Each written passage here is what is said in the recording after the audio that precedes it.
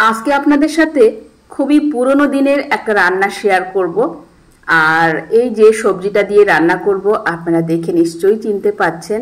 হ্যাঁ বন্ধুরা, এটা হচ্ছে ডুমুর, যে সবজিটা প্রায় বিলুপ্ত হতে চলেছে। আর এই বিলুপ্ত হওয়া সবজিটায় যে কত রকমের ভিটামিন আছে ভাষায় প্রকাশ করা যাবে না।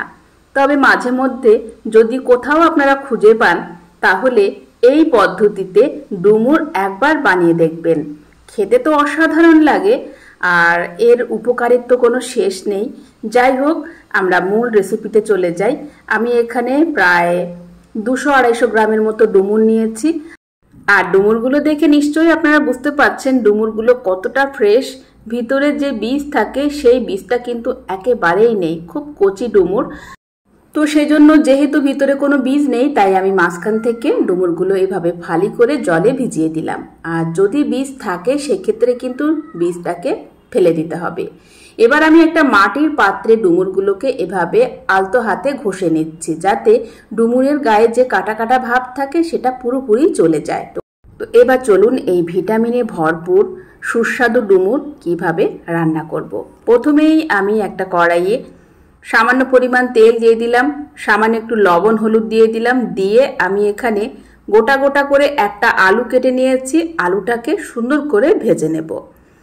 আলুটা দিলে ডুমুরটা খেতে ভালো হবে, তবে চাইলে আপনারা আলুটা স্কিপ করতে পারেন। তো এখানে আলুটা ভেজে নিয়েছি। এখন ওই তেলে দিয়ে দিচ্ছি জিরা হাফ চা চামচ পরিমাণ, দারচিনি আর 2টো শুকনো লঙ্কা। ভালো করে ভেজে নিতে হবে যতক্ষণ না ভাজা গন্ধটা বেরিয়ে আসে। এবার দিয়ে দিচ্ছি একটা বড় সাইজের পেঁয়াজ কুচি। পেঁয়াজটাকেও সুন্দর করে ভেজে নিতে হবে। আর আপনারা যদি ডুমুরটাকে নিরামিষ করে বানাতে চান সেক্ষেত্রে পেঁয়াজ রসুনটাকে স্কিপ করে দেবেন। এবার আমি এখানে দিয়ে দিচ্ছি একটা টমেটো কুচি, দিয়ে দিচ্ছি বেশ কিছুটা কাঁচা লঙ্কা কুচি। কাঁচা লঙ্কাটা আমি মাঝখান থেকে ফালি করে দিয়েছি। একটু ঝালটা বেশি হলে ডুমুরটা খেতে কিন্তু বেশ সুস্বাদু হয়। স্বাদ মতো লবণ দিয়ে ভালো করে এখন মশলাটাকে কষিয়ে নেব। এই পর্যায়ে দিয়ে দিচ্ছি 1 টেবিল চামচ পরিমাণ আদা রসুন বাটা। আপনারা চাইলে কিন্তু এখানে রসুনটা স্কিপ করে শুধুমাত্র হাফ চা চামচ পরিমাণ আদা অ্যাড করতে পারেন। এবার যে আলুটা ভেজে নিয়েছিলাম দিয়ে দিচ্ছি আলু এখন মশলার সাথে ভালো করে কষিয়ে নিতে হবে। আপনারা চাইলে কিন্তু যে কোনো মাছ দিয়ে এই রান্নাটা একটু ঝোল ঝোল করে বানাতে পারেন। এরপর আমি এখানে হাফ চা চামচ পরিমাণ ধনিয়া পাউডার আর হাফ চা চামচ পরিমাণ কাশ্মীরি লঙ্কা পাউডার দিয়ে দিলাম। আর এখানে আলু মশলার সাথে খুব ভালো করে কষানো হয়ে গেছে। এখন আগে থেকে পরিষ্কার করে রাখা ডুমুরগুলো দিয়ে দিলাম। ডুমুরটা দিয়েও কিন্তু বেশ কিছুক্ষণ ধরে কষিয়ে নিতে হবে। যেহেতু এই রান্নাতে আমরা কোনো রকম ঝোল রাখবো না তাই জলটা দেব না। মোটামুটি ঢাকা চাপা দিয়ে আমি এখানে ডুমুর এবং আলুটাকে ভালো করে সিদ্ধ করে নেব। মোটামুটি ঢাকা চাপা দিয়ে আমি প্রায় 7-8 মিনিটের মতো লো টু মিডিয়ামে রেখে জাল করে নিয়েছি। ডুমুর আলু খুব ভালোভাবে সিদ্ধ হয়ে গেছে।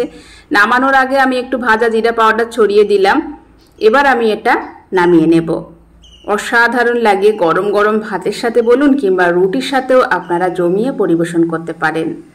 অসাধারণ স্বাদের ডুমুরের এই রেসিপিটা আপনাদের কেমন লেগেছে অবশ্যই আমাকে কমেন্টস করে জানাবেন। আমার ফেসবুক পেজ থেকে রেসিপিটি দেখে থাকলে প্লিজ পেজটাকে ফলো করবেন, লাইক করবেন, শেয়ার করবেন। আজকের মতো বিদায় নিচ্ছি। সবাইকে অসংখ্য ধন্যবাদ।